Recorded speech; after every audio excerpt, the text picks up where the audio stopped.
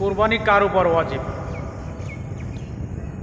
জিলহজ মাসের 10 তারিখ সকালেও যদি কারো কাছে 52.5 তোলা রৌপ্য পরিমাণ সম্পদ অথবা টাকা পয়সা তার কাছে জমা থাকে, তাহলেও তার উপর কোরবানি করা ওয়াজিব। এখন আসেন, আপনার 52.5 তোলা রূপার দাম কত হতে পারে?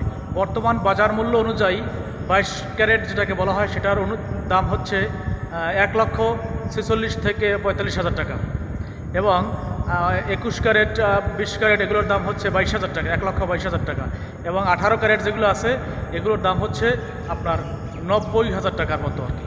তাহলে আমরা বুঝতে পারলাম কারো কাছে যদি সর্বনিম্ন ক্যারেট যেটা আপনার 18 ক্যারেট রূপা, সেটা যদি কারো কাছে 52.5 তোলা জিলহজ মাসের 10 তারিখেও জমা হয়, তাহলে তার উপরও কোরবানি করা ওয়াজিব। মানে হলো 90,000 টাকা পরিমাণ যদি কারো কাছে জিলহজ মাসের 10 তারিখেও সকালবেলা কোরবানির দিন জমা হয়, তাহলে তার উপর কোরবানি করা ওয়াজিব।